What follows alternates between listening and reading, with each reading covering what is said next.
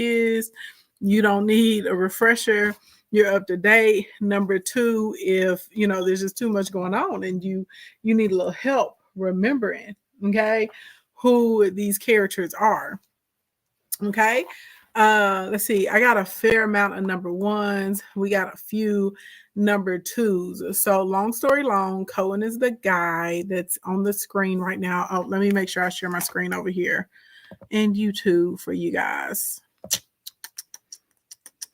Let me make sure I share my screen. Okay.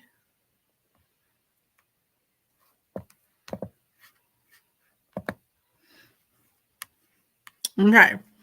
So long story long. Okay. They're out here in these streets, okay, running all kinds of shenanigans, schemes, scams, cover-ups, all of that. All right. So some of you guys, everybody gave me the ones. Let me catch up our number twos. So basically, for those of you that gave me a two, Michael Cohen was the personal attorney for President Trump when he was in the office. Okay. Michael Cohen worked for Donald Trump prior to him getting in the office. He essentially was a fixer. So when the first year he worked for Donald Trump, he made a little bit over $500,000. All right. What a lot of you guys probably know Michael Cohen for is he is the guy that paid off Stormy Wellington on Donald Trump's behalf. Now, as the story continues to grow and get out there, what's crazier is in order for Michael Cohen to pay the $130K to Stormy, I said Stormy Wellington, y'all. I'm sorry, Stormy Daniels. Stormy Daniels. I don't know who Stormy Wellington is. Anyway, so as the story continues, it turns out that Michael Cohen ended up taking out a second mortgage on his house to do this payoff for Donald Trump.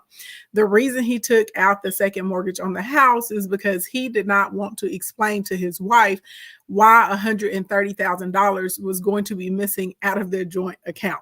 Okay, Donald Trump assures Cohen, I'm going to pay you back. Okay. And Donald Trump had this other attorney, Wesselberg. Okay. Wesselberg is currently in jail. Okay. Everybody put your federales. Okay. Club Fed. Y'all know I'll be out here talking about Club Fed, baby. And I'll be telling y'all, you ain't got to scheme and scam. You know what I'm saying? I can tell you how to get that money the legit way. You ain't got to scheme and scam and be in Club Fed. Okay. Cohen just got out of Club Fed, for those of you that do not know. So they sent Cohen to Club Fed for lying to Congress on behalf. You guys have been able to figure out there seems to be a pattern that people, when they align with Donald Trump and they go hard for them, they seem to end up going to prison. They seem to end up losing everything. Okay. So Cohen has actually been preparing to testify against Trump for years. Okay. I thought it was wild out here in these streets that they turned around and they were like, well, what made you change your mind? You went from, singing Trump's praises to all of a sudden you're testifying against him. The man don't want to be in the pen no more. I don't know why, baby. I don't know why some of these reporters get out here and ask these dense questions. Okay. There's not a lot of people in your life that are going to go to the penitentiary for you. Okay. Now, on top of this, Donald Trump did not pay him back expeditiously. So I got a little 3-minute news clip. We're going to play the news clip first. Okay. Then we're going to get into the discussion, honey, because it's a lot of tea. And Cohen is going to be testifying again tomorrow.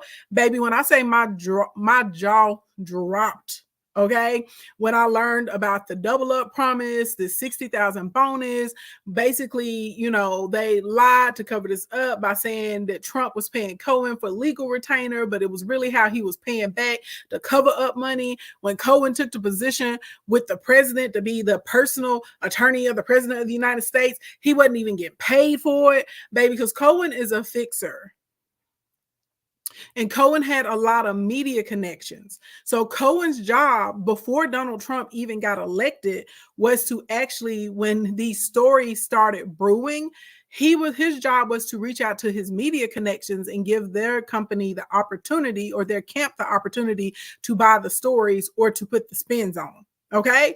Child. Okay, let me play the news clip. Hold on. Let me get the news clip ready. Everybody on YouTube, give me a second. Let me get it fired up. Okay, everybody, y'all keep tapping, sharing, inviting, all of that. Because tonight we're going to be talking about Cohen and Donald Trump. We're going to talk a little bit about Starbucks, baby, because these boycotts are affecting their bottom line. And we're going to talk about all y'all greedy behinds out here eating 2 and 3 portions of shrimp, and now Red Lobster is going bankrupt.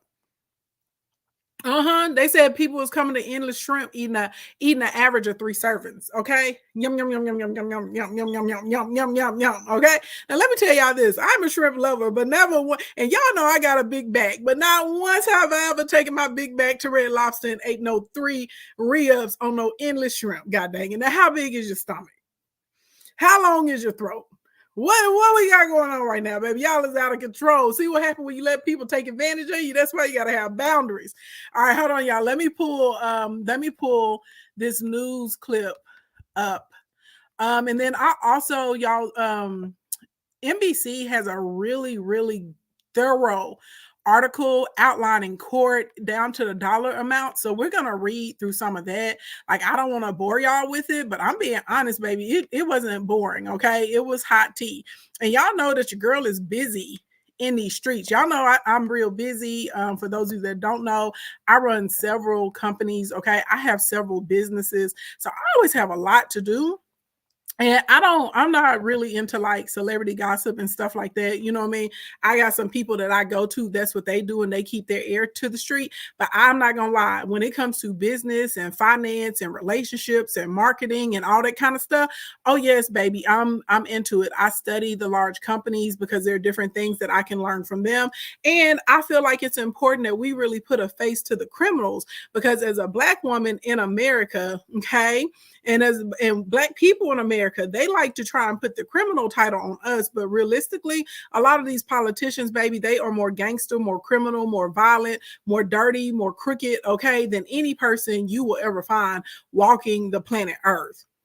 So I'm about it, okay, and I'm gonna bring you the facts. Y'all know I do, and I want y'all. How many things have I ever had to retract, y'all, that I put out here? None, because I don't tell it unless it's true. I don't ever tell it unless it's true, baby. I'm gonna do my research. I don't have to be the first person. You know what I'm saying? I ain't gotta be first. I do not have to be first.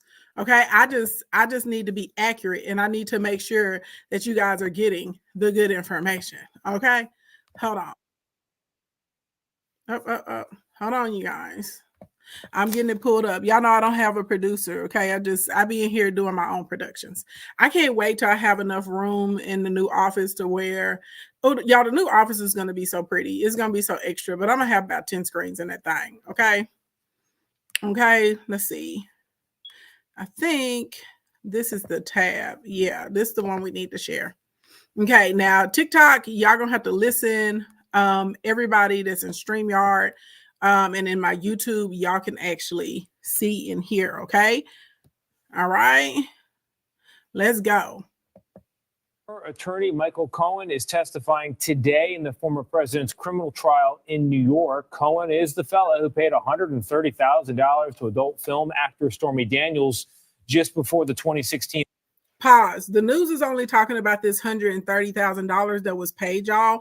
It was more than $130,000, because there was also another $50,000 that Cohen had paid before Trump went into office, okay, for a tech company. And then there's this other guy that helped with the Access Hollywood story, and I'm gonna get y'all the name and the details of him. He shelled out $150,000 so that they could buy that initial story with McDougal when all that stuff was coming out, to be able to hush it. And he actually worked for a media company, and his company was like, well, Trump, you ain't got to pay me back, at least not with money, because the attorneys were really worried about the legal ramifications of it, which seemed to be smart for him, because he ended up staying out of the pen. Okay. Now, okay. So I just want to make that clear. Okay. Cohen was shelling out a lot of money along the way, covering up stuff for the Trumpster. And this money was not paid until like literally a day before the election. That's what's wild, because Trump was trying to stall. Okay, he was like, baby, he was like, basically, if we win this election and I can stall her out, he was like, there's nothing she's going to be able to do, so you ain't got to pay her.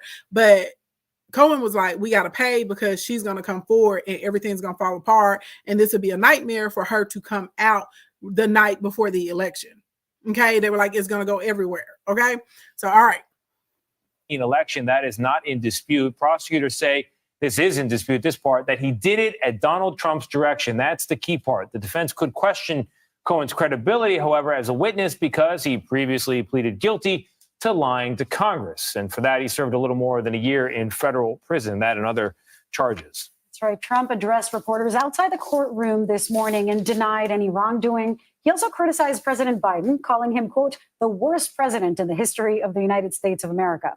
CBS News chief election and campaign correspondent Robert Costa is following this from the courthouse in Lower Manhattan, as he has been for weeks now. So, Bob, what are the major takeaways from Cohen's testimony this morning? Good to be with both of you. Today is such an important day for the prosecution in former President Donald Trump's criminal case here in Lower Manhattan. Michael Cohen finally taking the stand. His testimony began with many biographical details, how he ended up in Donald Trump's orbit more than a decade ago, how he became a confidant and so-called fixer for the then businessman. And he talked about how he really built up a portfolio for Trump that was unusual, that included dealing with everything from when a taxi driver hit Trump's limousine to allegations about Trump's conduct. And that latter part is what's crucial for the prosecution here, as Cohen right now is detailing all of these so-called catch and kill operations that he. Side note, if you Cohen's wife and he out here on these shenanigans, because they shenanigans once, they shenanigans twice, they shenanigans 3 times and 4 times, right? And you'd have found out that he'd have took out a second mortgage on y'all's home, the home that you, him, and the children live in, so he could pay off one of Donald Trump's hussies. You know what I'm saying? No disrespect to Stormy. But, you know, Stormy has talked about how she was absolutely disgusted having to, you know, bump and grind out here with this man. But she was like, she did what she had to do because she needed that money, okay? And he had promised her some other positions. And once Stormy realized he was playing in her face, she was like, I want my money.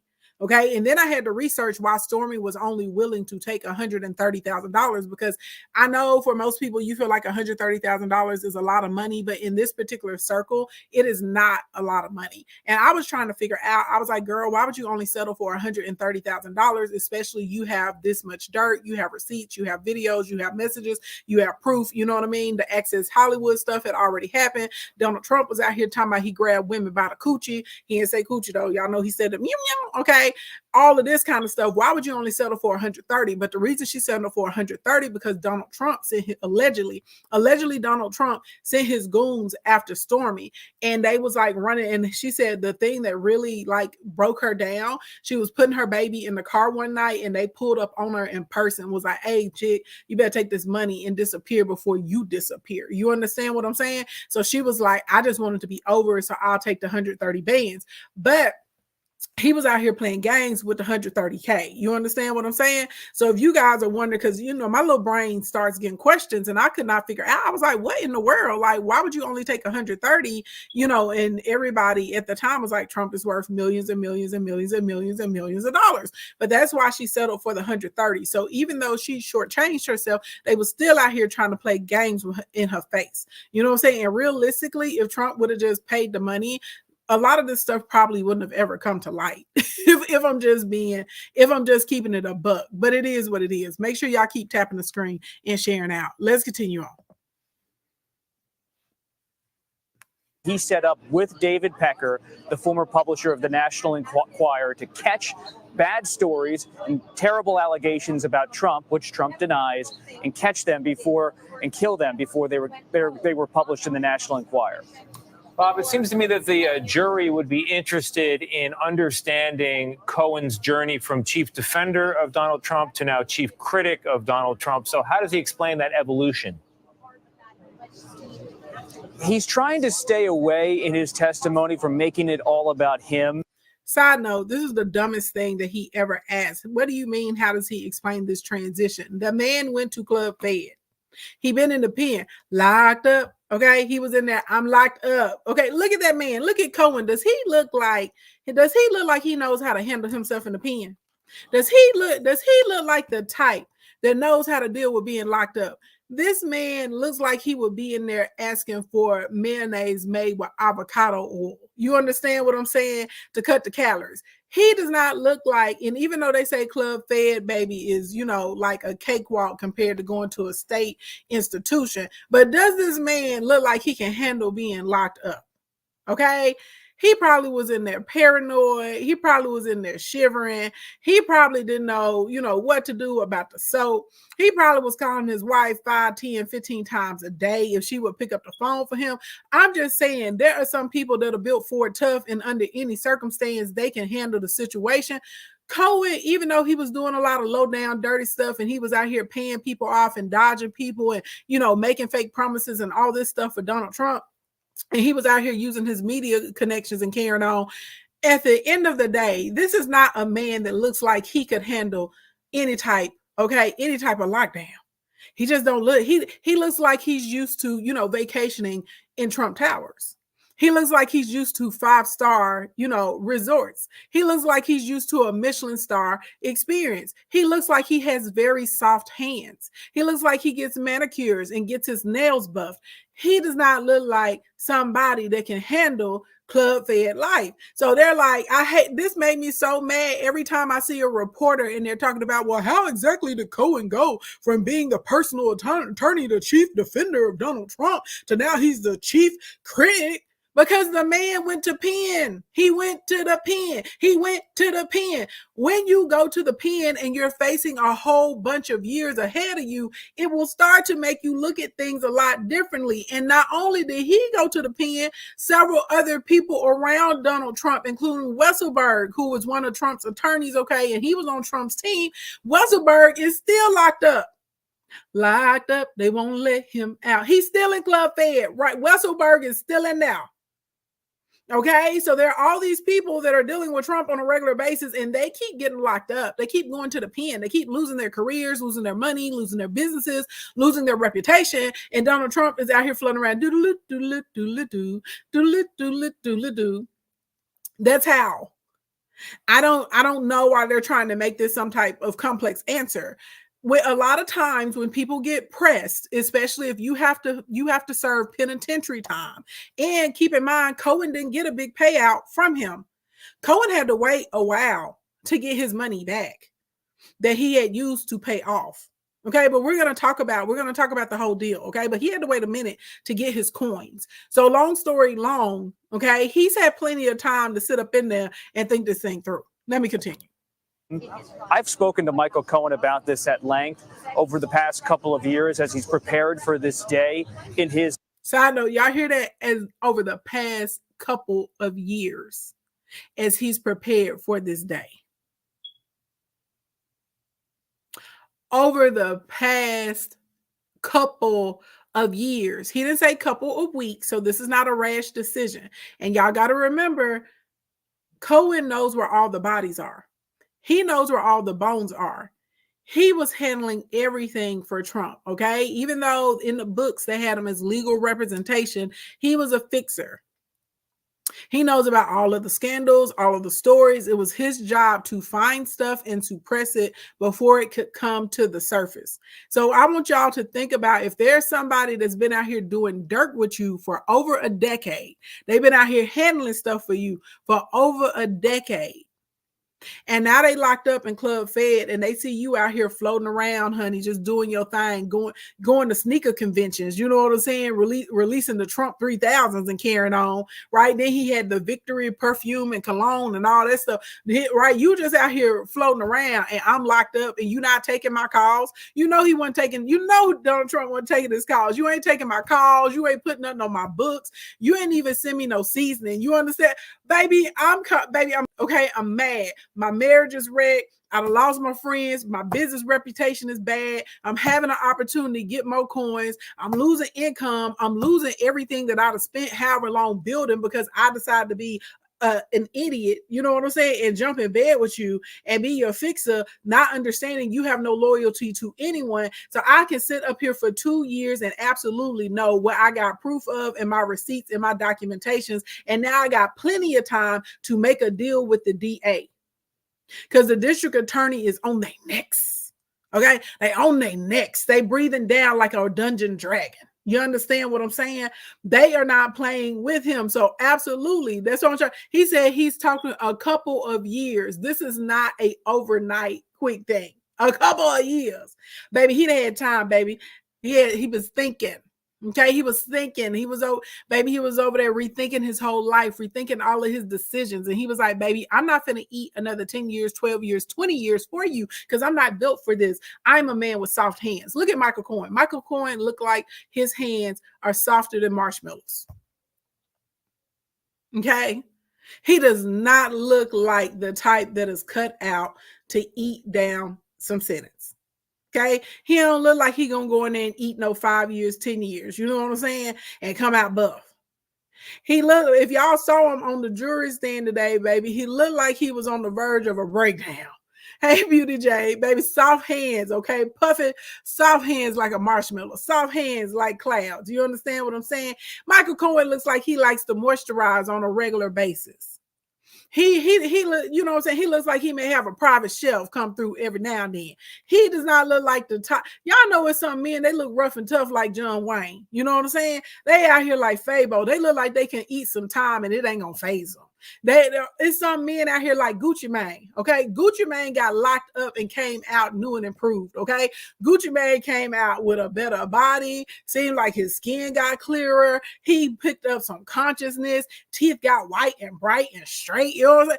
Gucci Mane, he was with Keisha. She flipped that money for him and stuff. He came out to deals. Okay, you see what I'm saying? Gucci Mane is the type of man that looked like he could eat some time. Okay, when little Boosie got locked up, Boosie looked like the type that could eat some time. It ain't gonna phase them. They in there, hey, you know what I'm saying? It ain't nothing but up. They out there playing and scheming and plotting. They coming up when they get out.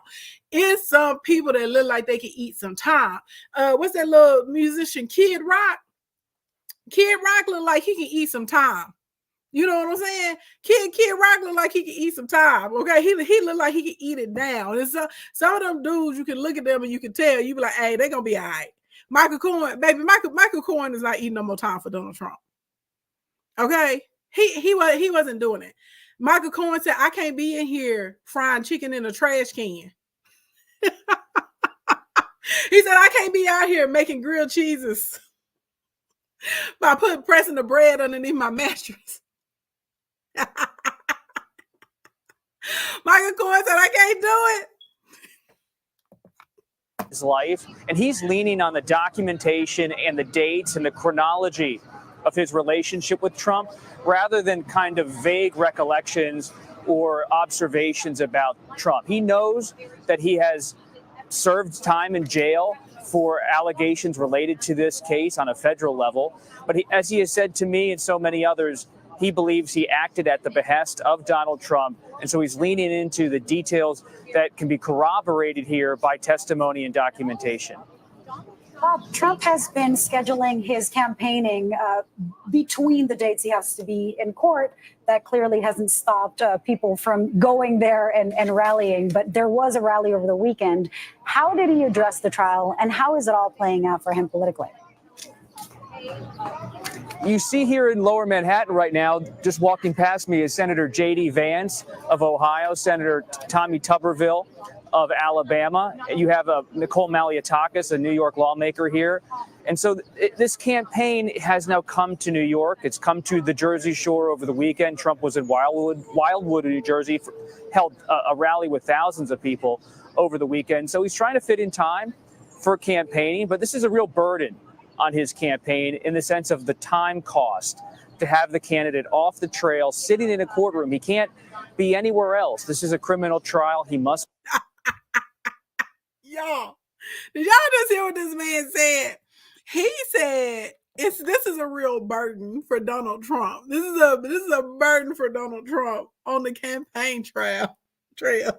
He's got to take time off of the trail because it's a criminal case and he has to be in court.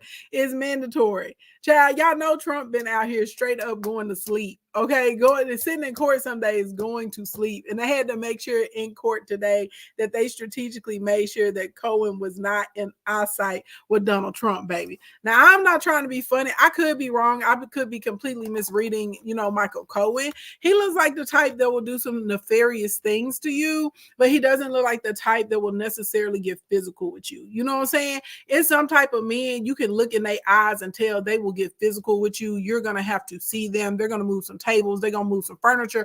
Michael Cohen doesn't strike me as that type of guy. You know what I'm saying? He doesn't seem like the type that he don't seem like he gonna be out here busting a grape. It just doesn't seem like that's what he's going to be doing. I could be wrong. Michael Cohen seems like the type to, like, go mess up some of your business deals. He seems like the type to set some snares for your children down the line. He seems like the type, you know what I'm saying, to interfere with you being able to level up or mess with some of your investors. He seems like the type that he might hire somebody to go and loosen up a couple of lug nuts, you know what I'm saying, or something like that. That's the type that he seems like. He doesn't seem like the type, though, that he's actually going to be out here, you know what I'm saying, doing a lot. But I'm telling you this, when he served that time, baby, okay, baby, when he served that time, y'all make sure y'all keep tapping the screen and share, okay? Now, let me give you guys the important notes, because the news just keeps talking about this 130K, y'all, but it was more than 130K.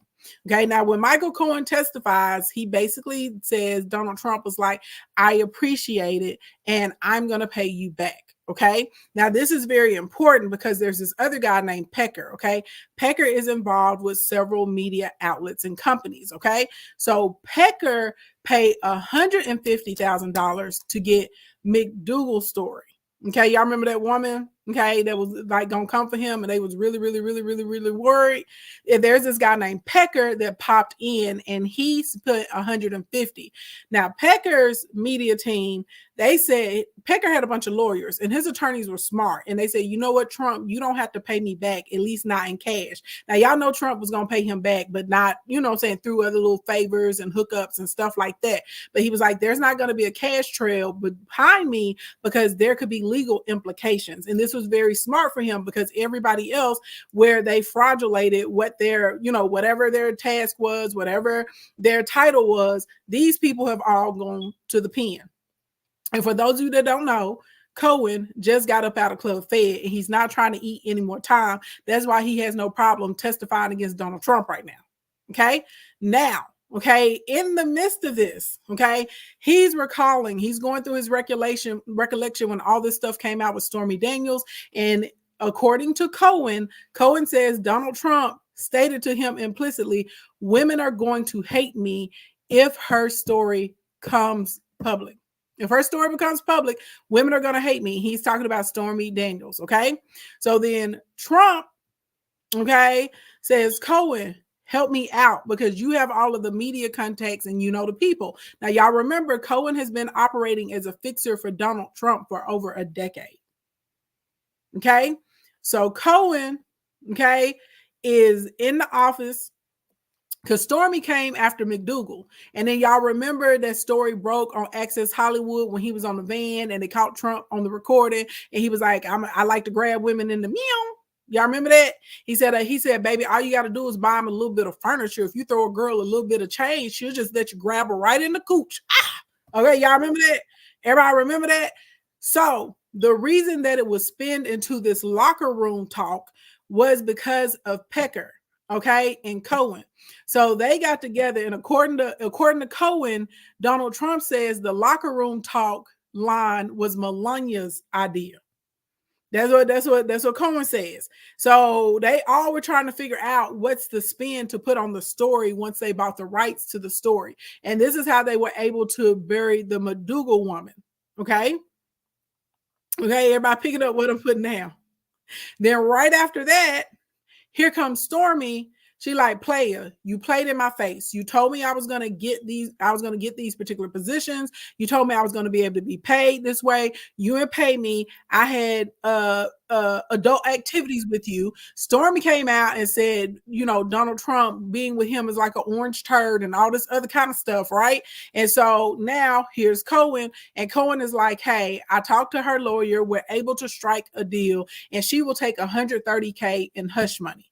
Okay, Donald Trump can't pay it because they struck the deal 12 days before the election. I want y'all to think about that. Less than 2 weeks before the actual election is when this deal was made. So Donald Trump's like, they can't see any money coming from me to her. So Cohen is like, bet, I got you. I'll take care of it. Okay. Donald Trump is like, I appreciate you. I'm going to pay you back.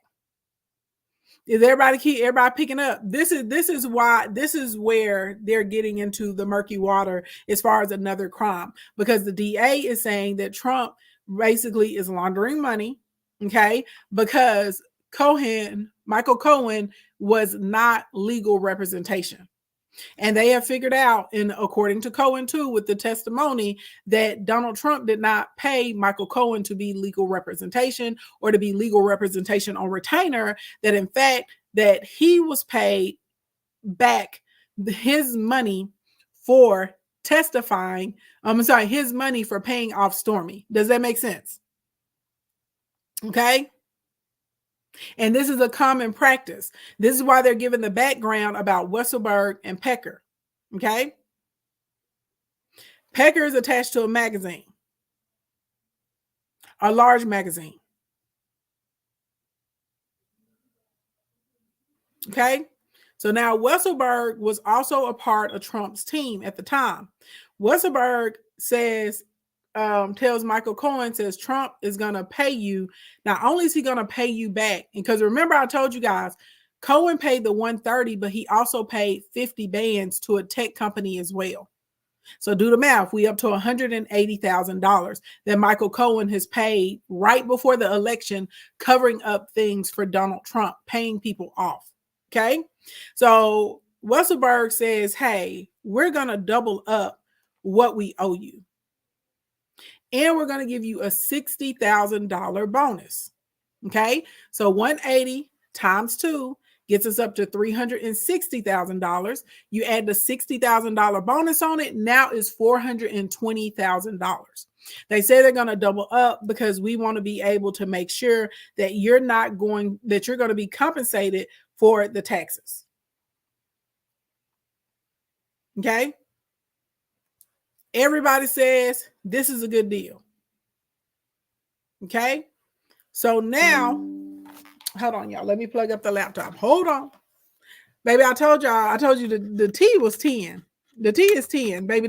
And when I tell y'all, I'm giving y'all like the abbreviated version. There's so much stuff in here. It is wow. It's very salacious, if I'm being honest. Okay. So now the election happens. Donald Trump is elected the president of the United States. And Donald Trump basically tells Cohen, hey, you're now going to be the personal attorney of the president of the United States, but there's no compensation for this. So Cohen says he never drafted any documents. And right here is where the DA is coming in to get them. Because this was a way for Donald Trump to cover up paying back Michael Cohen for his hush money payment to Stormy. Does this make sense? Everybody picking up what I'm putting down? So now they give Michael Cohen the title of the attorney of the president of the United States. However, in this position, Michael Cohen is getting no compensation. So Michael Cohen doesn't draft up any paperwork, which means there's no invoices, which means there's no contract. So the DA is like, this is fraudulent because every time Trump made these payments to Michael Cohen, it was under legal services, but there were no legal services being performed. Everybody picking up what I'm putting down? So over the first year of Donald Trump being elected as president of the United States, he makes monthly installments to Cohen. So the DA is like, there was no agreement that ever existed. Therefore, this is a lie and a cover up. And now you have Michael Cohen, the party that was involved, and he has plenty of receipts testifying against Donald Trump, and he still has another day of testimony. Crazy. Crazy. Hush money is illegal whenever you actually use when you use your funds. I'm having a brain fart. Your campaign funds Also, it's illegal whenever you're lying to people and telling them what the campaign funds are going to be used for and you're using them for something different. It's also illegal to lie and say, give someone a position, especially in in the government, especially as a presidential personal attorney, and you are actually using this position purposely to cover up paying back Michael Cohen the hush money, because he couldn't just send Michael Cohen $420,000. That was going to look very odd. He couldn't just send Michael Cohen $180,000. Remember, they've been working together for 10 years. And at any time, the contracts could be, the bank accounts could be under forensic analysis. So if you're working with somebody for a decade and then all of a sudden there's a one-time payment of $180,000 or a one-time payment of $420,000, that's definitely going to raise the flags for an audit, because that's an unusual payment. It's unusual financial activity. The same way that how the bank monitors your debit card or your credit card, and if you try and make a payment with a new vendor that your credit card has never seen you make, what will they do? They will decline the payment, right? And then they're going to call you, or they're going to send you a text message, and they're going to say, hi, did you just try and make a payment at blah, blah, blah, blah, blah website, or at blah, blah, blah, blah, blah location? You're going to have to say yes. And then they'll say, okay, try the transaction again. It's the same thing. So the act of him taking, okay, and remember, this deal was struck 12 days before the election. The payout to Stormy didn't happen until the day before the election, because Donald Trump was trying to stall her. So you can't go into the government office, especially the office of the presidency, and say, I hired someone in this particular position, and you're not paying them for that position. And they're also not actually serving. Like, there's no services rendered, but money is just being paid on a regular basis, so you can cover up the hush money that they paid to somebody else. And they covered the hush money because what she was saying is true. They're not saying that this didn't happen. It makes sense? I hope that clears up your confusion. Okay, let's move along to story number 2 and story number 3, because I know y'all got something to say. But what I do want y'all to think about, okay, what I want y'all to think about while we're moving on to our next 2 stories in Business Tea tonight, is Donald Trump going to Club Fed? Is Donald Trump going to have to wear his Fed blockers? Let's take a quick poll. Let's take a quick poll. If you believe Donald Trump is going to Club Fed, give me the smiley face. If you think Donald Trump is going to get a little slap on the wrist, maybe they're going to do a little house arrest or something, you know what I'm saying? Maybe hit him with another fine. I want you to give me the blue, okay? Red if we think he's going to Club Fed, blue if we think he's going to get a little slap on the wrist, okay? That's what we're trying to figure out right now. Let's do a quick poll. Y'all take the poll. Let me know. Okay, because I'm telling you this, baby. You know they say cats got 9 lives. Donald Trump is surely the cat with the 9 lives. You understand what I'm saying, baby? Because the way he is able to shake and bake and evade, okay, and to be able to evade the punishment, the way the rest of us would have been underneath a prison. You hear what I'm saying? The rest of us would have been deep down in there, baby. Donald Trump has been out here running amok in these streets. I don't have to say allegedly. Like, it's proven that he does not pay his bills. He doesn't pay vendors. He trolls people. He puts together deals and he lets them fall apart on a regular basis. I've told y'all before that bankruptcy is his business model. So, and this is not alleged. Okay, this is all proven. So, long story long. Okay. According to the poll, you guys believe that Donald Trump is going to get a slap on the wrist, according to the poll. So we're going to see what happens, because again, this is a criminal trial, so he can't not be there. Okay, this is not a civil case. Y'all know the last time we talked about a case with Donald Trump, it was a civil case. This is an actual criminal case. Okay, he's being tried as a criminal in court right now. You said Trump is a menace. He does whatever he wants. He does do whatever he wants, okay? Including walking up and grabbing women in the meow meow. Meow. Yeah, I didn't say it. He said it. It was on tape. Okay. He said if you buy him a little furniture, you get him a little bag, and quiet as it's kept, he right about some. And some of them, that's all that take. They be like, he got money. Okay. Because Stormy didn't have no problem laying it down and dipping it low and spreading it wide until she figured out she got played and she did not get what she thought she was going to get out of the deal. That's when she started. That's when she took issue. Okay. So, I mean, clearly she was okay with Donald Trump doing a little meow meow. Okay. A little grab. Okay. And him doing a little, a little scratch and sniff. Clearly she was cool with it until she wasn't cool with it when she didn't get the money. All right. All right. Now, Starbucks. So, how many of you guys were aware that Starbucks Workers United, that the Starbucks Corporation actually sued them? How many of you guys were aware of this? Okay.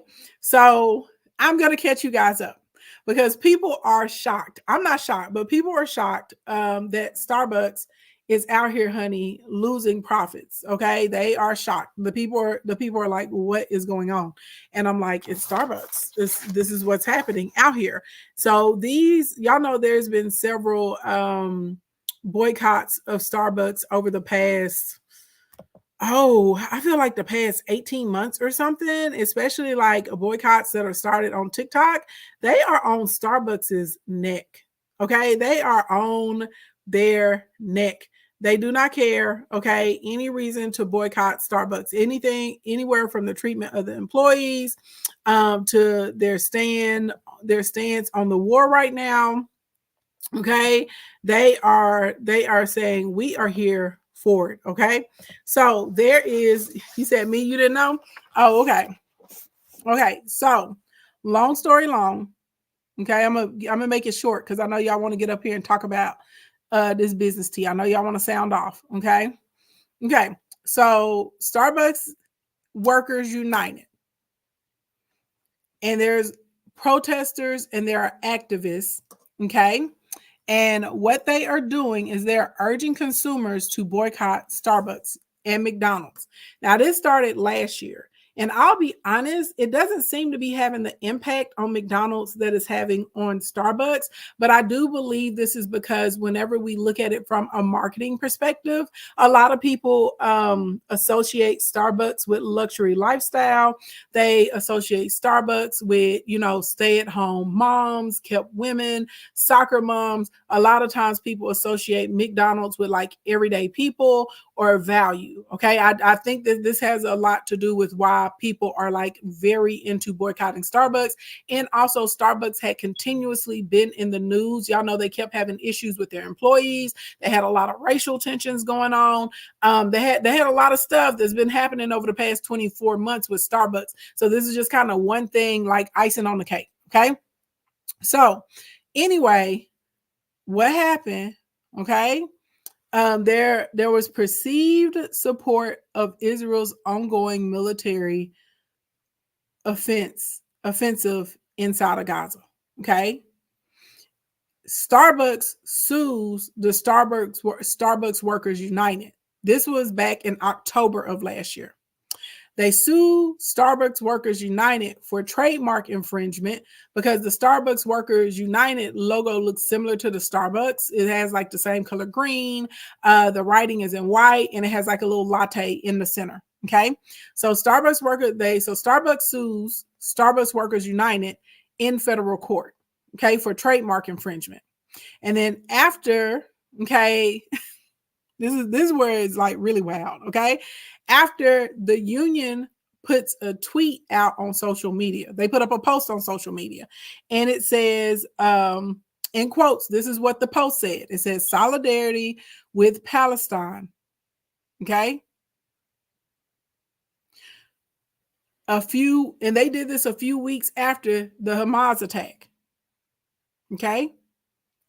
So the Starbucks Workers the Starbucks Workers United then countersued Starbucks. And they asked a federal court in Pennsylvania to rule that it can continue using the name and the similar logo because they claim that Starbucks defamed the union by implying that it supports terrorists and violence. Okay. So then all of a sudden, like around November of last year, there's this big boycott Starbucks hashtag. And if y'all get bored or you just need a bedtime story, you can go and look up the hashtag boycott Starbucks. Now, they are saying that this was extremely damaging Starbucks company because when you look underneath the hashtag just on TikTok, this is not across the other social media platforms, just on TikTok. So Starbucks is acknowledging that the TikTokers, okay, got together and did they thug thizzle, and this is what has caused this extreme boycott, okay? So they got together, and there's at least 5,000 posts, okay? And this is just in between November and December that generated over 42 million views. That's a lot. Then there's another 17,000 posts that only generated 175,000 views. Okay, so those probably came from smaller creators. But basically, the Starbucks was like, baby, the damage is done. And it is actually showing up because Starbucks lost $12 billion. Not 12 million, 12 billion with a big B. And then the next quarter, they also took an L. Okay? So the boycott is absolutely 100% affecting the bottom lines. And now all of the shareholders are in an uproar because they are finally catching on to what's going on. And they are like, why didn't you tell us what was happening? The CEO was like, because basically we thought it was going to be fixed. We didn't think it was going to be that big of a deal. They're like, people are always boycotting us, and they boycott us for a week, and then everything's back popping. Everything's back over here. Everyone's back over here ordering their frappes and, mocha lattes and double, triple venti espressos and carrying on. We didn't think, it was really going to be that big of a deal. You know what I'm saying? But they also were like, this isn't the first time, and we will be able to weather this storm and turn this around. But long story long, that's the quick and dirty on the tea on Starbucks. Okay. So Starbucks is actually suing Starbucks Workers United, and Starbucks Worker United is countersuing Starbucks, and Starbucks Workers United with the activists have gotten together, and they have formed these boycotts. And there are millions and millions and millions and millions of people that are spreading the word about the boycott of Starbucks. Okay, that's your quick and dirty. Now let's talk about y'all going in here and eating these people at Red Lobster out of house and home. Okay, how many of y'all in here enjoy a Cheddar Bay biscuit? If you enjoy a Cheddar Bay biscuit, okay, I want you to give me the red face if you enjoy a Cheddar Bay biscuit. Okay, if you ain't crazy about them Cheddar Bay biscuits, then give me your blue face. All right, let's talk about it. And y'all, if I'm being honest, we can learn a lot as small business owners from this debacle, this catastrophe with Red Lobster, because realistically, y'all know we've been talking about marketing campaigns and we've been talking about promotions. Wink, wink, wink. We will be doing some business math in the special class this Sunday in the workshop that's going to be free. Baby, this is why I tell you, you got to run those numbers out here in these streets. Okay? So long story long. Okay? Red Lobster is currently seeking a buyer because they don't want to go completely out of business. Even if they get a buyer, it is highly likely that they're going to have to file a Chapter 11 bankruptcy. Baby, y'all said y'all love the biscuits. The biscuits are winning, okay? The smiley face is up. Everybody said they over here, they said it. They say ain't nothing wrong with a little biscuit. Baby, I'm over here talking about the store. That may be what we having for dinner tonight, okay? Let me put them groceries back in the refrigerator. We having Red Lobster biscuits tonight, okay? Stop playing with me, okay? Now listen. So they run a campaign called Endless Shrimp.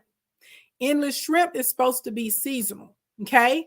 But the numbers got low, like as far as people coming into the Red Lobster locations.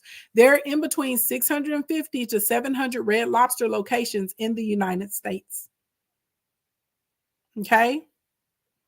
And they were out here in these streets, and they were like, we got to do something to get these people to come into Red Lobster. And somebody had the bright idea. They said, instead of us doing Endless Shrimp one day a week, what if we just make Endless Shrimp every day during the week? We should just do it every day. And the issue happened is people came in with their long throats and their big guts, okay, and big appetites. And they said, no, I'm really finna get down on these shrimp and these biscuits. That's what they came in and did. And not only were people having one round of shrimp, not only were they having 2 rounds of shrimp, some people were having up to 6 rounds of shrimp. And because it was endless, they could not stop them. Okay. They said on average, people were having 3 rounds of shrimp. How are y'all going back to work after eating 5, 6 rounds of endless shrimp? How are you going back to work, baby? You're not going back to work. You got the itis. You were in the car taking a nap. How are you even driving up out of the parking lot after eating all these shrimps and biscuits during the lunchtime hour? Okay, this is why I tell y'all you have to have an upsell and an order bump, because the people came in, baby, they wanted to pay the lowest price. I tell y'all this all the time. What I tell y'all all the time, them people that want to pay the lowest price, baby, they want the most. They want to get treated like they have paid 10 or 12 times what they put on their tab, even though they wanted to pay the bare minimum. Okay, you understand what I'm saying? So literally, the people that came in here, baby, y'all that ate down on the endless. I ain't had no endless shrimp in forever. I was like, dang, I was like, I wish I would have got some before it went away, because it's probably not going to be a promo that comes back. Or they got to reprice it. Now, the gag is the endless shrimp was only $20. Now, all of us that like shrimp and we've purchased it at the grocery store, we know how much you're spending for one bag of shrimp. So therefore, for $20, and on average, people are eating 3 services, baby, they're at a loss. Okay, they're at a whole entire loss, because you got to remember, not only are they at a loss for the shrimp, you have to think about the rent, you have to think about the marketing and the ads, you have to think that they have to pay the bartenders, the servers, the cooks, okay, the dishwashers. It's a lot going on, baby. You took a big old L, and people were not upselling.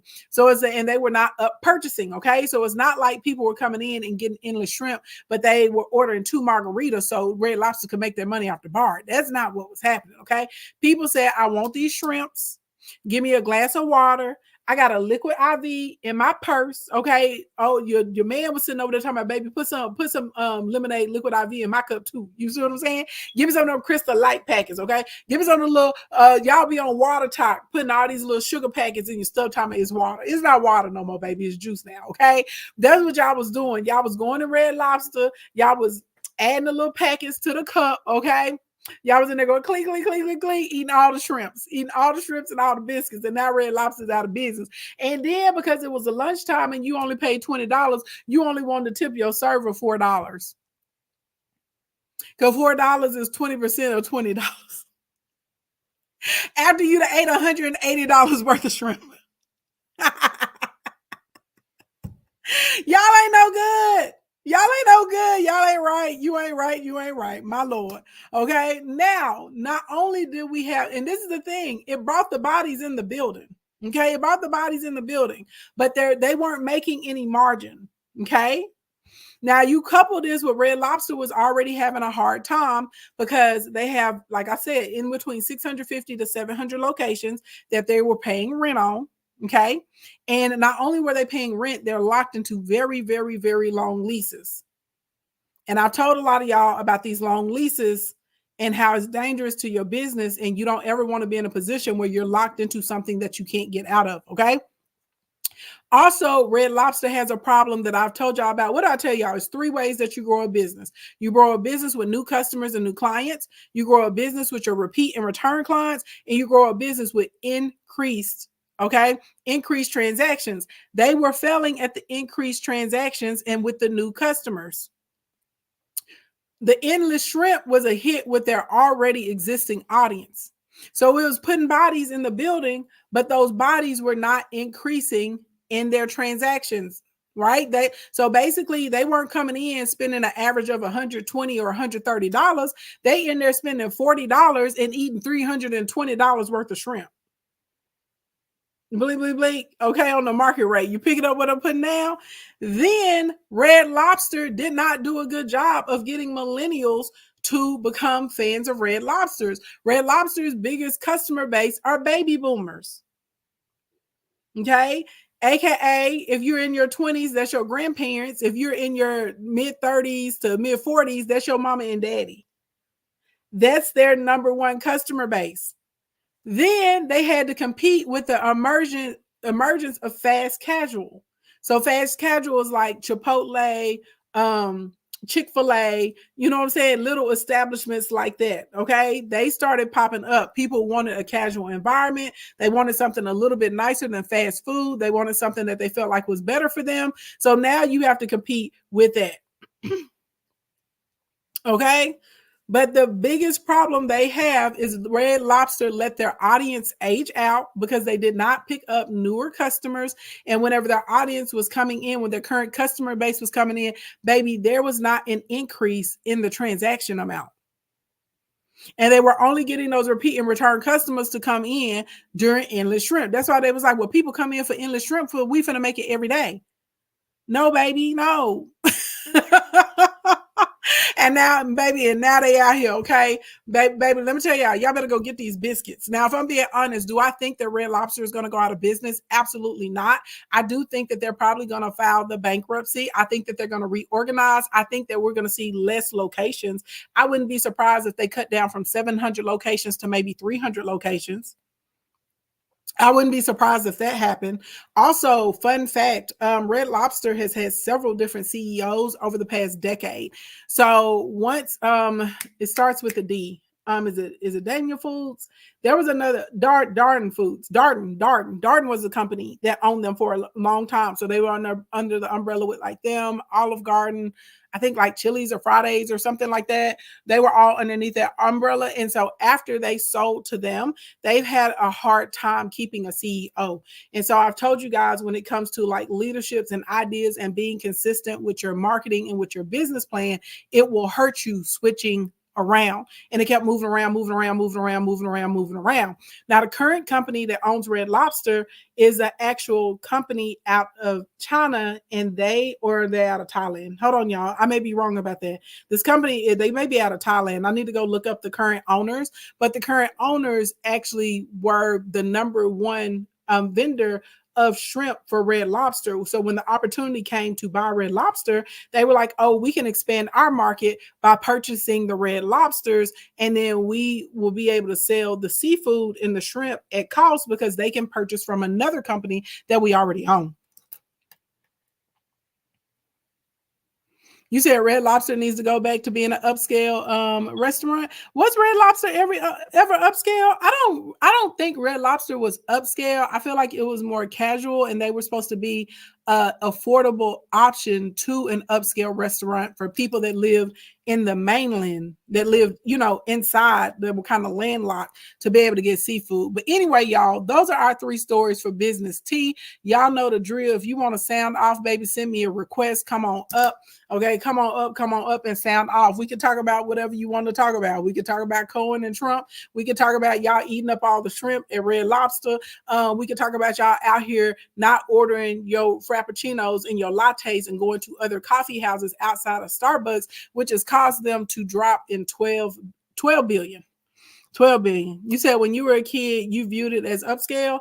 I'll be honest, I never viewed it as upscale. It was just kind of like, it was a regular restaurant in the rotation. So to give my mama a break on like Friday or Sunday, my daddy always took us out to dinner.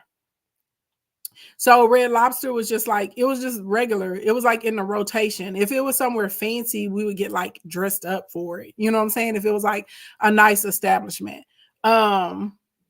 You say you viewed it as upscale. Oh, this is very interesting with the amount of people saying that they view Red Lobster as upscale. I didn't view it as like downscale or like fast food, but I definitely didn't put it in upscale. It was just like a regular restaurant. Red Lobster, Chili's, what was it, Macaroni Grill, Carrabba's, all that stuff. It was just like regular. Hey, Foxy Rossi, you said never upscale. Yeah, moderate. It was moderate. It was decent. It was nice. But like it wasn't going to like we had this Brazilian grill here called Gauchos. Like that was nice. You know what I'm saying? Like if you went to Gauchos here, that was nice. If you went to Table 28 here, like that was nice. Yeah, I don't know. Well, I mean, it's just very interesting to see. Red Lobster said that, let's see, the Ace shrimp is what made them bankrupt. The endless shrimp. Yeah, it's a combination of the endless shrimp, because they They were not bringing in the amount of money that it was costing them to fund this endless shrimp. People on average were eating 3 rounds of shrimp, baby. That's what, baby. I don't know how y'all was doing it. Like I said, I'm Club Big Bag, and I ain't never went to Red Lobster and sat down and ate 3 rounds of shrimp. Baby, baby, y'all got some strong stomachs. Y'all got strong appetites. Let's see. I am Jay Janice said we dressed up to go to Red Lobster in the 90s. We dressed up to go everywhere. You said they viewed it as upscale because we were young and inexperienced. So back then, Red Lobster was fancy for kids. This is interesting. Is it good? Okay, is it interesting? It's good to know. Y'all, please come up, share your perspective. How many pieces are in that one round? They start off the tray with, like, normally it's 2 or 3 different types of shrimp. So you start off with like at least 24 to 30 shrimp on your plate, like in the first plate. Let's see. Hold on. I think I may need to reset my sound. Digital Products Bay. Give me 1 second. I'm gonna come right back in because it's not connecting you. Y'all hold on.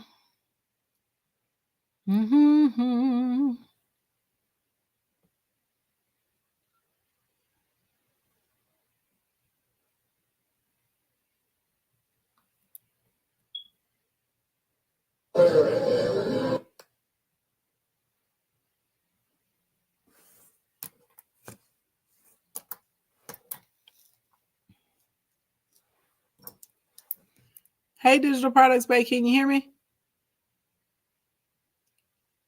Can y'all hear Digital Products Bay? I got a black screen for.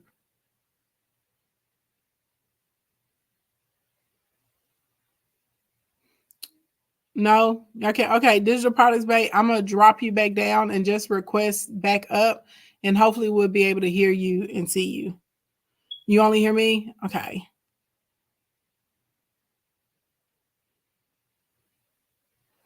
Hold on, let me give y'all the link over here on YouTube so y'all can sound off. My bad.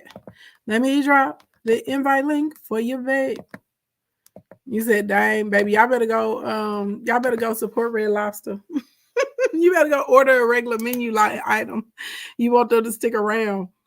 You said, Kelly, let's see, to you, maybe in your area, the people were even dressed up.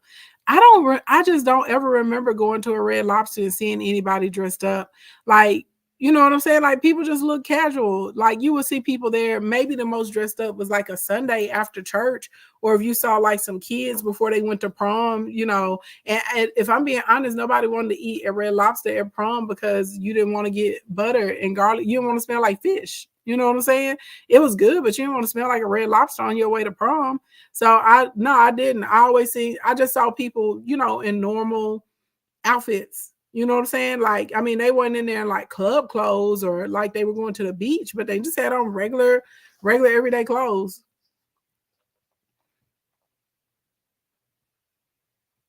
Yeah. But everything is different too, depending. Yeah, you would see a lot of people come in after graduation for sure. Or if they were coming in after church. Yeah, that's what I saw. Yeah, it was just like, I don't feel like cooking. I want something to look good. So we're gonna come on to the lob and make it happen.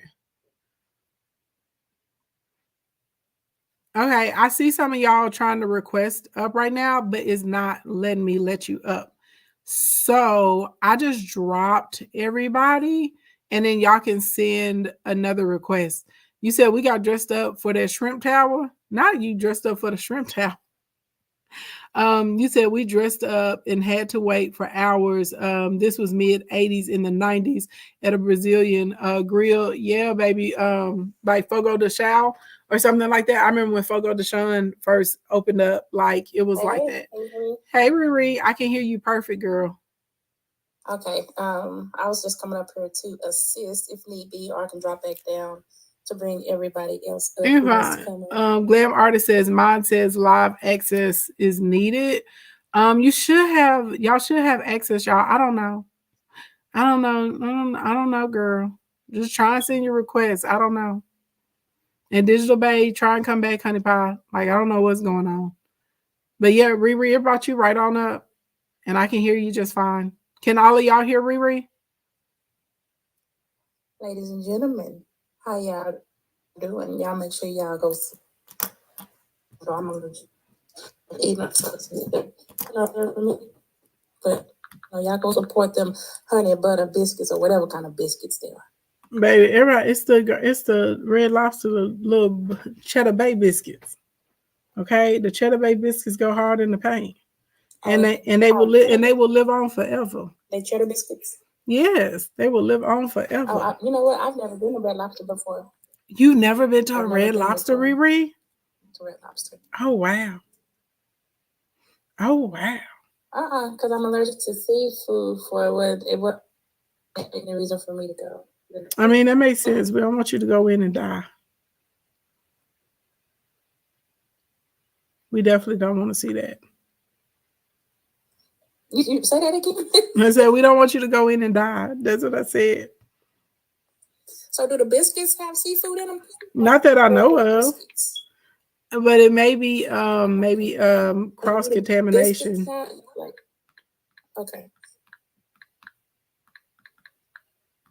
Yeah, I don't know. I feel like if somebody has a severe allergy, even though they have chicken and stuff like that at Red Lobster, I just wouldn't take them there. I'd be too worried. I'm not taking you to Red Lobster. You got a seafood allergy. Yeah, no. Now you breaking up, Riri. Is she breaking up for y'all, or is it just me? Can you hear me?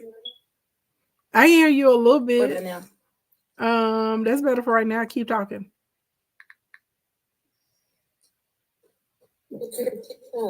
Now you breaking up. Don't do this. No, girl, you breaking up.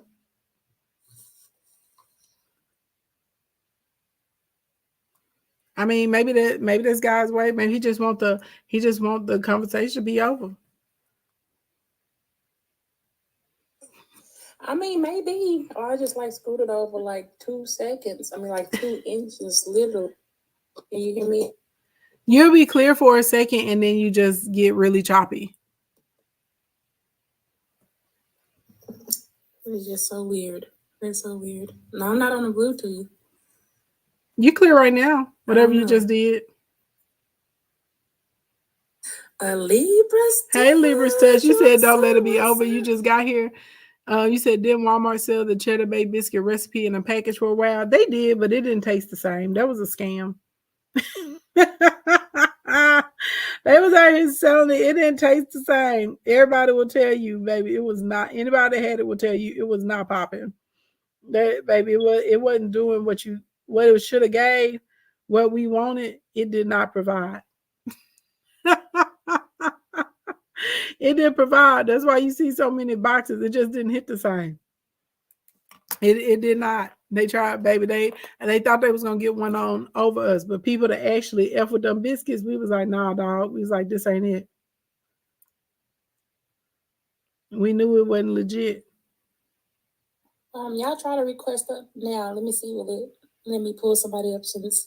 Thank you, TikTok. Your cooperation is greatly appreciated. Yes, thank you, TikTok. We appreciate it.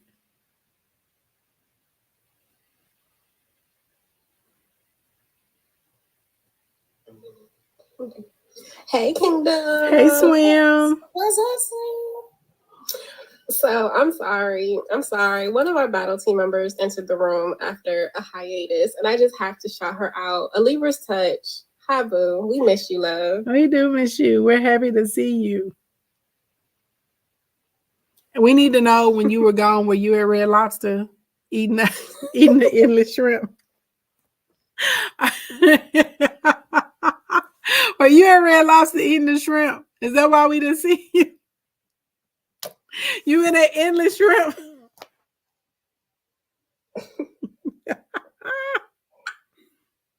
Now y'all know I'm allergic to seafood. I was not in that damn Red Lobster. When I heard you say that, I was like, oh my God, I have to go on TikTok because I heard you saying it on my other phone. I was like, oh, she talking about seafood and Red Lobster. Let me go on over there. Baby, yes, they done ate, baby, they done ate too many shrimp. They done ate these people up out of house and restaurant. That's wild as hell. But I miss y'all too. I miss my Ashley Ann and my Kingdom and my Riri and my Swim and everybody. I really, really do miss y'all. I was down and out for a minute, y'all. But I'm back. You back up? Hey, that's up. I'm back. I went through a couple traumatic things that I won't get into. Aww. But I moved, and somebody that's been attacking me thought they were going to mess up my move. And then I ended up moving into a much, much better place, a much, much better thing that I thought I was going to get. So instead of knocking me down, they actually knocked me up. Come on now. So I came into some great opportunities at my job, and now I live in a property that my company owns. So I live in a very expensive luxury San Francisco bougie apartment. Yes, come on, baby. The Bay Area, it is like a dream, y'all. And I swear, Ashley, and I kid you not, the manifestation thing, I literally have 2 of your entire manifestation series. Mm-hmm. And everything that you say, it's really the truth. I don't understand how people are not like listening to everything you say, because I literally spoke my life, and Ashley's always playing in the background. I don't tap in, but I listen on YouTube, and I constantly got her on my YouTube. So the kingdom's always there. You know, I'm always around. I just have to get myself together. And I like to be 100% myself when I present myself to the world. So I'm here. I'm so happy though, like to hear that somebody got straight up made your enemy. Okay, your footstool, boo, up. Okay. Let me tell you guys this. So I am somebody, I've always, just because I take care of all my siblings, I work more than one job. So I get off my regular, very good paying 9 to 5, and then I go do a part-time, usually in the evening. I don't do that no more, but I used to. And it was this company, I'm not gonna say the company name. They treated me so bad, y'all. They treated me so bad. It was all kind of employee abuse going on in that place on so many different levels. And the same person I used to email constantly begging to help me. And he was supposed to help me. He was one of the management people that was supposed to help me. It turned around at my new job. They had to come interview with me, and I made the decision on if they were going to be there or not. So, literally my footstool. Like, he walked in the building and his face probably dropped. Like, they couldn't believe it, because when I was working for them, like, I didn't tell them like I had a regular 9 to 5. They thought that was my only job and I needed them and this and that. They treated me so bad. But they walked in the door and saw me sitting here, and the VP introduced me and said, you know, this is Monique. She's going to be managing you. Their faces fell to the floor. To the floor. Hey, to the floor.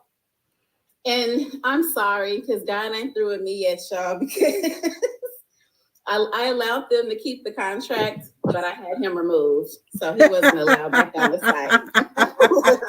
We still did business, but just not with him. Bye. Go ahead, girl. Yeah, but yeah, y'all, I'm so happy. Congratulations. I'm so happy for you. Thank you.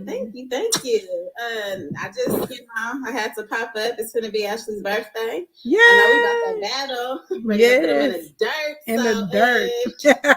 What y'all trying to do? Okay, babe. We having a whole little virtual birthday party on Thursday. I'm excited. It's my first ever virtual birthday party. And we're going to see what happens. Now, we're going to get some battle time in a lot, because we got to be able to practice and build up our inventory. But I think it's going to be lit. You know what I'm saying? I just told everybody, tell your boss you're coming in a couple hours late on Friday, because we're finna stay up all night. Get your favorite adult beverage, because we are going to be playing, games. Some of them will include, a couple shots and carrying on. But we're going to have a fun time. We got DJs, you know what I'm saying? We got performers and stuff. It's gonna be a good time. Oh, well, I can't wait. I'll definitely be there. It's gonna be a good time. I'm excited. They know I'll be battling at work. My coworker is funny. He was like, I ain't seen you battling in a long time. Like, he even said something because they know how they used to do it at work. I didn't care. So, hey, I tell you what, Libra, we're going to leave out the same way we always come in. And those who know, and those who don't, y'all will see. Stay tuned and get your popcorn ready. Facts. And if y'all haven't registered for the event, register for the birthday party. Hey, Foxy Roxy. Hi, Ashley Ann. How are you this evening? Good. How are you? And girl, when you come up here, you just jump in. Okay. We just have, because it's orderly over here. So we can just all just have regular conversation. You know, I know you go on some panels, you just got to be quiet sometimes 45, 50 minutes. Girl, you can just jump on in here. Okay. Well, I just wanted to be respectful to the panel. But I want to say, when there has been a couple of times since I've been on TikTok that I've been able to tune into your lives. And I must say they're very informative. Thank you. You're very eclectic. I mean, you're very well versed. I mean, I know you're a savvy businesswoman. And I know that in the near future, I hope that we can collaborate. I'm trying to get my ish together. But anywho, I just wanted to chime in referencing, because I popped in when you were talking about 45, and then you jumped to, I think I was in the kitchen feeding my fat face when you were talking about Starbucks and the biscuits and stuff. Not Starbucks, but Red Lobster. Yeah. And I'm a 60s baby. I grew up, I want to just give a couple comments on Red Lobster and 45. Okay. I grew up, let me get the junk out of the way first, and that's 45. I grew up in this little town outside of Philadelphia called Chester, born and raised. And so I was right in between Philly and right across the bridge to New Jersey. And I remember I guess it was in the 70s, or maybe, I think it was in the 70s, whenever 45 opened up his, the first casino in Atlantic City. I remember I was a teenager, and I remember he actually, I don't know how he got it done, but he did. He actually made this elderly woman, they tore down her house for that casino property. Mm. I don't know how they did it, but they did. I mean, from what I remember, this woman lived there for 50 some years, and they made her, they actually tore this woman's house down. Wow. So I said all that to say, it's just a sad state of America that we're living in. Mm-hmm. I mean, from biscuits to politics, okay? 45 is always, in my opinion, has been a crook from way back in the day, you know. Absolutely. From not,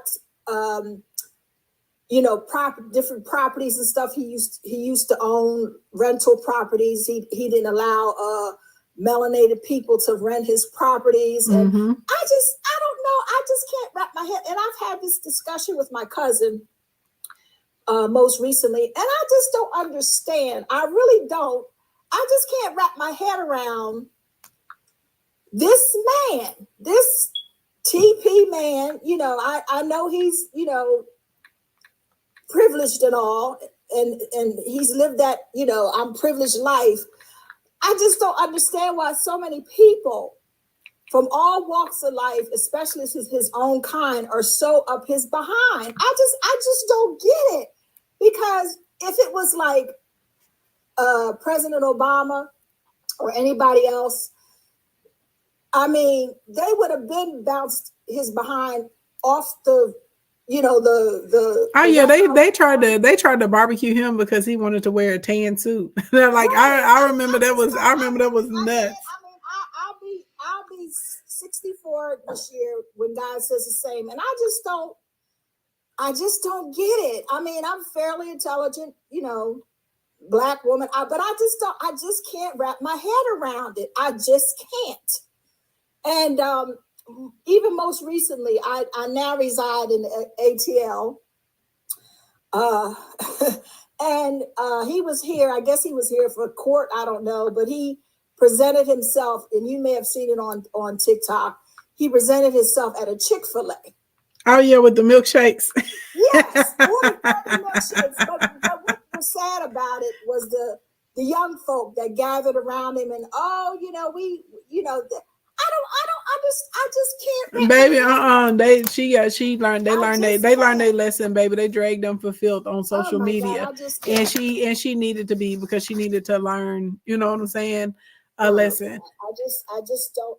And I think a part of the problem is with us, and it may not be, maybe the word problem is not the correct word to use, but I think one of the things that has hurt us down through the years is the fact that we don't know our own history. They know our history better than we do. And I think if we would take time to study our history, to learn, I mean, it's so much that we don't know. And it's because we just don't bother to study. And I remember there, probably about 20 or 30 years ago, I read this article, and I can't think of this woman's name right now, but she actually wrote this article about she actually said it, if you don't want Black folk to know something, well, she said niggers. If you don't want N people to know something, put it in a book. I just think if we knew our history and what our forefathers had to fight for, and I just think we would appreciate we would appreciate ourselves more. I disagree 100%. For ourselves more. It's just like earlier today, I popped on Instagram and I saw an article or this post that Dr. Jamal Bryant wrote, and they tore him up. He was talking about, what is it, the Dre? What's the other guy's name? Kendrick Lamar. Yes, their battle, whatever. And they tore him up, and they were saying, well, what does that got to do with God? Well, if you knew the word, it had everything to do with God. He was saying how, jealousy and this and that. And I just, shared just 2 or 3 scriptures. It had everything to do with what was going on with them too. We're so busy. We're like crabs in a freaking barrel a lot of times. And we're so busy scrutinizing one another and tearing each other apart. And I hope that God sees fit that I live to see the day that we actually decide to come together and realize that we can accomplish more together than we can apart. So let me just go back to Red Lobster, and then I'm done. Red Lobster coming up. There was a Red Lobster. Like I said, I lived in this little city called Chester, between Philly, Jersey, and Delaware, like in between the beginning of Delaware. And there was a Red Lobster in Wilmington, Delaware, right off of 95. It took you about maybe 20 minutes to get there, maybe 30 tops. And coming up as a teenager, that was like a treat for us. Like if we went to Red Lobster on a Sunday or whatever. But I never thought of it as an upscale restaurant. I think it was just like you said, a restaurant where you could go to. Yeah, it's just a regular, it's just casual. It's just like mid. Yeah, it's just casual, right. And then see, things have changed since I've come up. Back in the day when you went out to eat, even if it was like, let me see. Oh God, let me see. Even if it was like, I'm trying to think of another place, but you went out and you wore something decent. You know what I'm saying? Nowadays, most people, like, if it's not an upscale restaurant, people, dress any kind of way. Shorts, flip-flops, going to a restaurant. So maybe that's why the earlier comment, maybe that's why they thought it was like an upscale restaurant. But I think, now this is just my opinion. So that I was going back to my college days, and I was thinking about, how you had to study. Well, I remember my first year economics, I couldn't stand it. I would actually go to class. It was an 8:00 class, and I would go to class and fall asleep. Okay, that's how bored it was. but I do remember, what is it, GNP, Grand National Product and all that, how you use those scales and stuff to study the economics and things like that as a tool. And I think whoever the upper epsilon is, who's in charge of, whoever owns Red Lobster, and I heard you say earlier that they changed hands a lot in the last decade. Yeah. And I think they need to, check into who they have at the top, because apparently, as you know, like for instance, you go in I went to the Publix a few days ago, and I couldn't even believe the price of, like, I was at the lunch meat counter getting a sandwich that I shouldn't have gotten to start with. But anyway, I couldn't believe the prices. I was standing there in line waiting to order my sandwich, and I couldn't believe the prices of lunch meat. So I said that to say that, like you said, the long of the long, I don't think they did their homework, because none of that stuff, none of the foods and stuff that we consume every day that I know of, has changed in prices, referencing, lowering the prices since pre-COVID. They've gone up, because that same lunch meat, I used to eat it. And post and pre-COVID, like for instance, like a pound of Boarhead's turkey lunch meat would have been like $9.99. Mm-hmm. Now that lunch meat is like $14 a pound. It's $13.99 a pound. So I just don't feel like they've done their homework. And then on top of all of that, as you know, Red Lobster, they now have a lot of other competitions, and maybe they should have foreseen this. And you said the owners now were in China. And how does China? It's Thai Union, and they acquired a 25% stake in the company in 2016. In America, so I don't know. I don't know what the answers are, but you would think somebody would have known from the door as much as food costs. And you got to remember too, if they're getting shrimp and seafood and stuff shipped from China, you got the import taxes to pay. By the time, I mean, how did they even?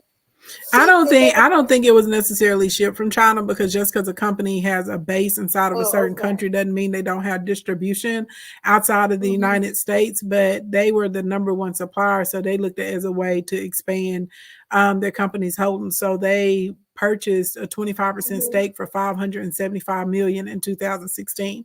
Then they purchased the rest in 2020. So that was right before, the vid and everything went nuts. And I believe their biggest thing was like, let's get the bodies in the building. And they assumed that people would order the additional products, but they did not. Yeah. People came in and they went ham on the shrimp. Right. And I don't know how to assume that, because like I said, I'm well into my senior citizens years now, and it's just different. The prices of everything is just different, and I find myself on a strict budget because of my age, because I'm now retired, because I now have to literally reinvent myself, reinvent the wheel, and people are just trying to grab it at whatever they can to get enough of, to try to. And I know a lot of it was greed too, but I don't see how they could even, in this economy, think they were going to make money. And then I'm going to say one last thing. Because different cultures, though. Like I don't know if you've ever like been to China or to Japan or Taiwan before.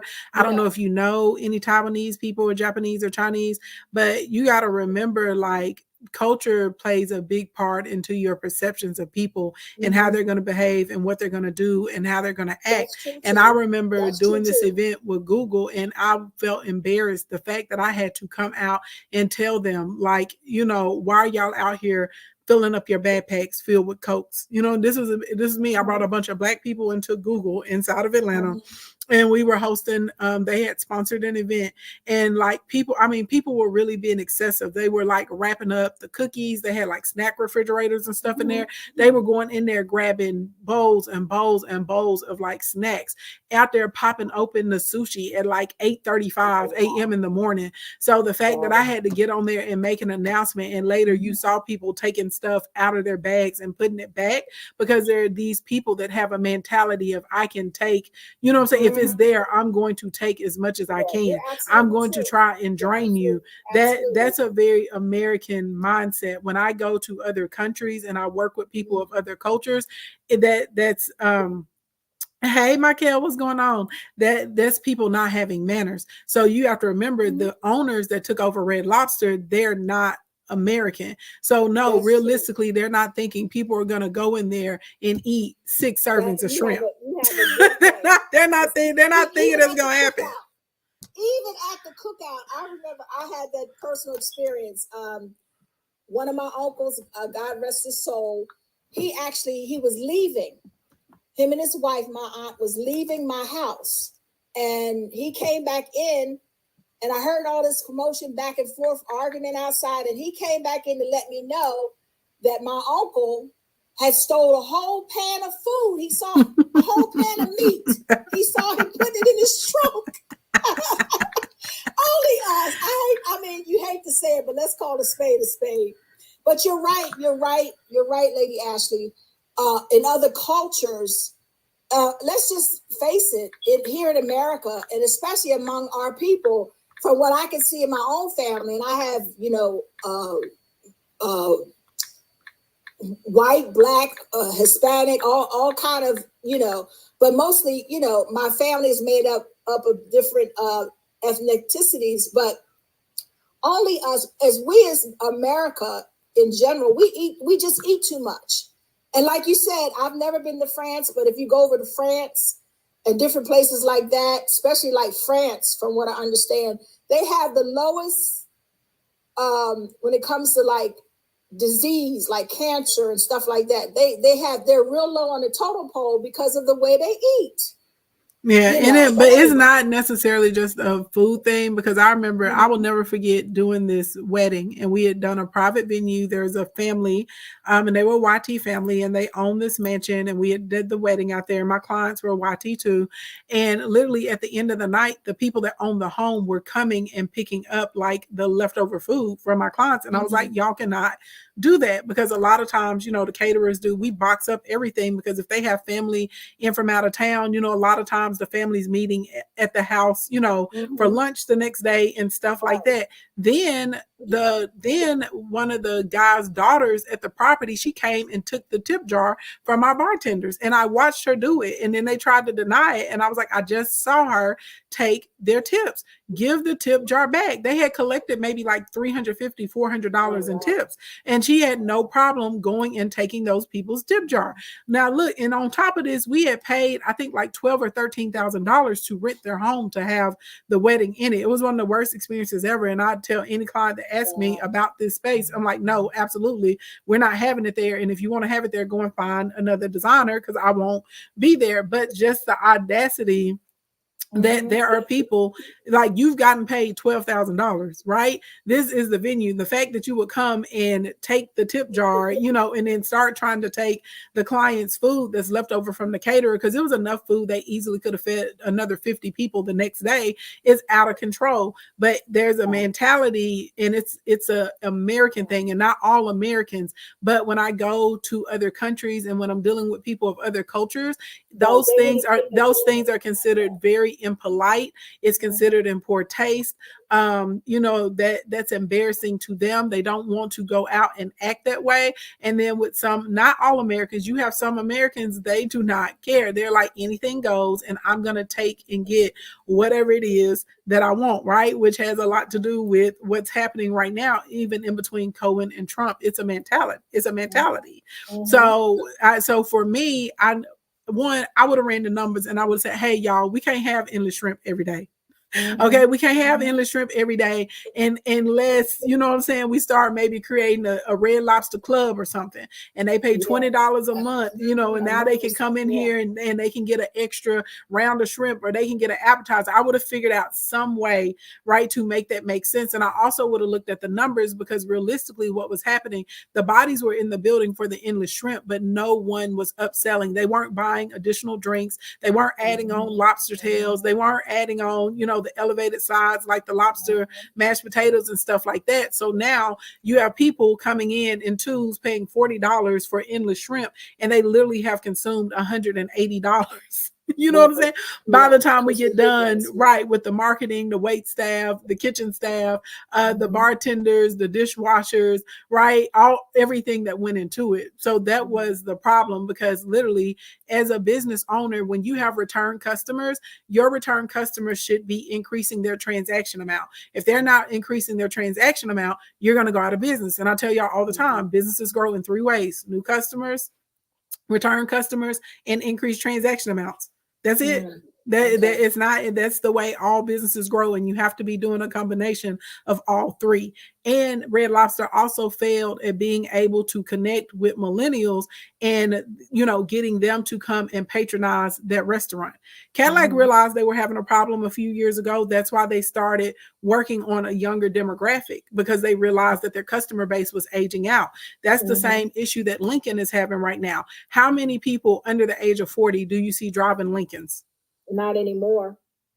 You see what I'm saying? They've aged out. All companies, aged out too. Yeah, you got to be able to have a younger base come in. And so realistically, you know, some of these companies are like they're literally hitting a wall, because they are not connecting with the newer audiences. And then you also have an issue with millennials basically being priced out of life right now. Like the fact, like I was reading an article this morning, and it was talking about how home prices have gone up by 47% since 2020. That's insane. And I wanted to talk about it in Business Tea tonight, but I knew we weren't going to have time. That's crazy. Zillow sometimes, Lady Ashley. I mean, go on Zillow sometimes and look at just pick any house like in your hood or in your state or whatever, your town, and go down and read when it's sold in like 2016 or 2005. It's absolutely ridiculous, you know. But it's like that with like you said, with every entity that we're involved in now. It's crazy.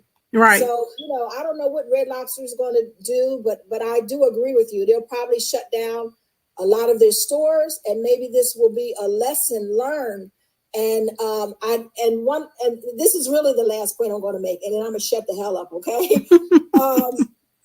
I did notice, like, and I haven't been yet because there's a couple of restaurants down here that I would like to visit. But I did notice recently, I was looking up, I can't remember the name of it. I was potentially looking for somewhere to go for brunch yesterday, but I wound up not doing anything. But anyway, I was looking at the menu of this place, like Bottomless Mimosas. Am I saying that right? And it was a brunch place, Black owned, down here in Atlanta. And I noticed that when they have like all you can eat shrimp and things like that, they have a limit.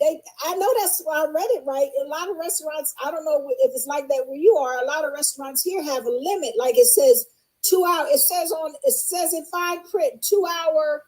How do they put it? 2 hour. You can only be there 2 hours. So what you don't eat in 2 hours, you got to leave.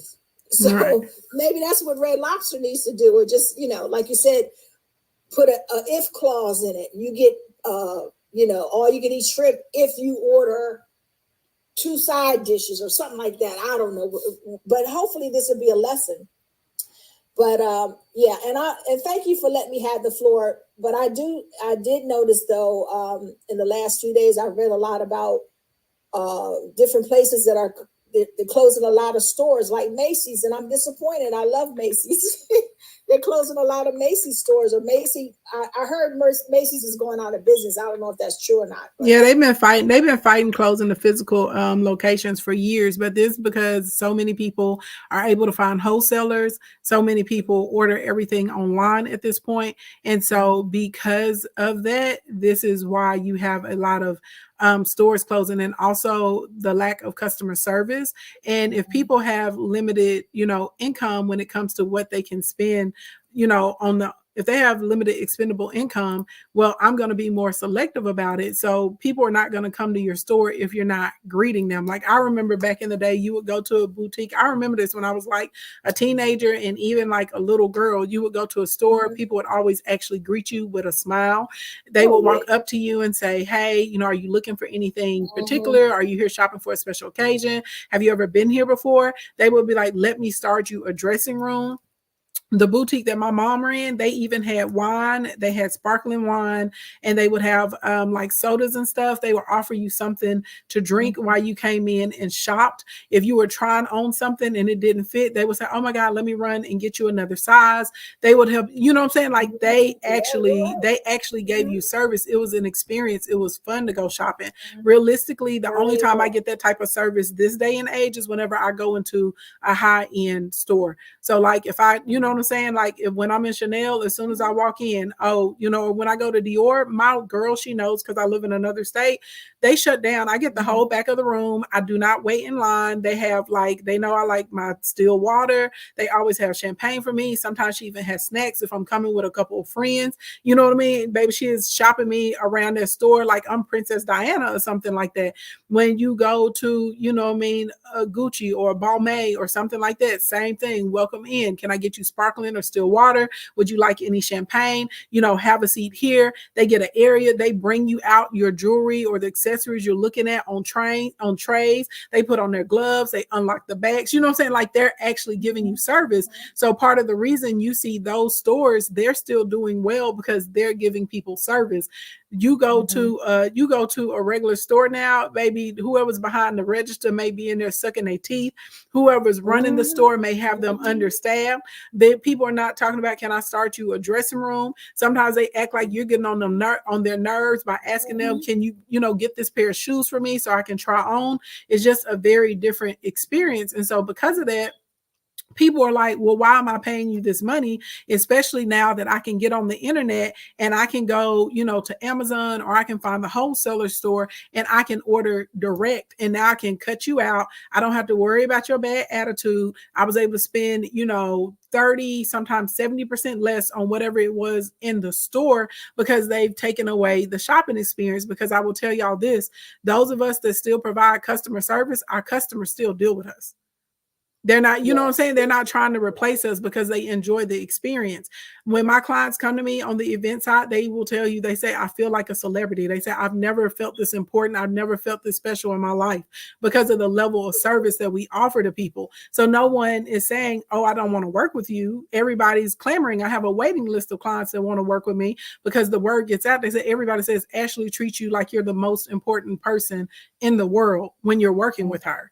So if people could understand locking in on the experience of people coming into their boutiques and their stores, you would have more stores that would stay open because people would actually want to go there to get the feeling.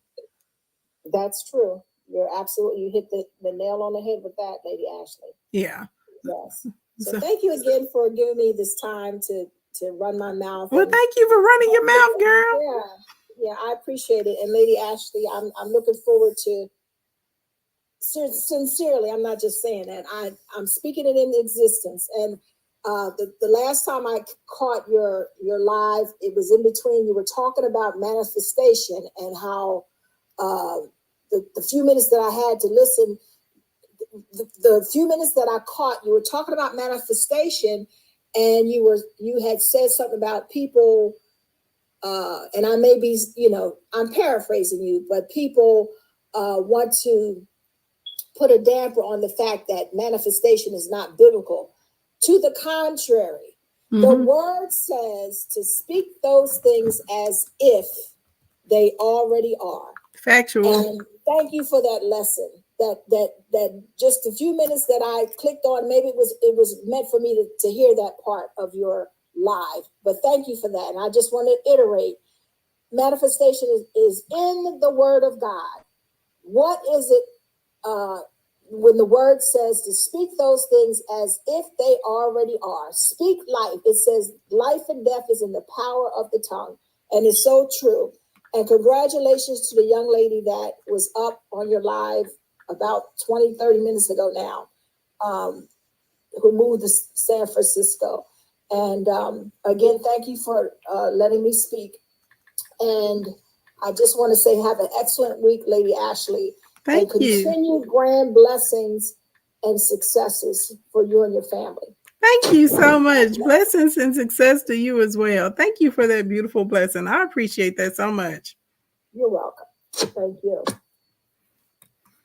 All right. Anybody else got anything they want to sound off on before we wind up business tea for tonight? I told y'all, baby, the tea was hot. I was like, we had to get on in here, honey. Now, I don't know if I'm going to be able to fit in another business tea before the birthday because Michael Cohen does have another day of testifying tomorrow. So there's no telling what he is going to be out here dropping tomorrow. My word. All right. But I don't know. I'll try and keep my finger on the pulse. We may be talking about it on, maybe a little bit on the birthday night, maybe a little bit, on Saturday. I don't know. I'm gonna try and keep my finger on the pulse. Also, y'all remember tomorrow you're going to be able to register for the special exclusive training on Sunday as part of the birthday celebration. Also, for you guys, if you do not know, my birthday is actually this Thursday. I'm having a virtual birthday party. We have big birthday battle at 7:00. Okay, so y'all tap in. All right, tap in. Then we're gonna take a little break because I know some of y'all need a nap, and the after party is gonna start at 11:30 p.m. Central Standard Time, and we're gonna party from 11:30 p.m. to 3 in the morning because we're trying to get that number one spot on the podium. Okay. Also, if you did not know, it is $16 May. So leading up to May 16th, so we still got a few days. Every day I take a course and I drop it down to $16. Today's course is creating digital products and graphics. So if you need help with that, click the link in my bio, tap the first button. You can get it for $16 instead of $197. With that being said, good morning, good evening, good afternoon, wherever you are on the planet Earth. Thank you so much for coming to hang out with me. If it's morning time or daytime where you are, have a productive and a prosperous day. If it's evening time, get yourself a good night's rest, and I will see you guys later. Bye, everybody. Thank you guys for coming to business tea tonight.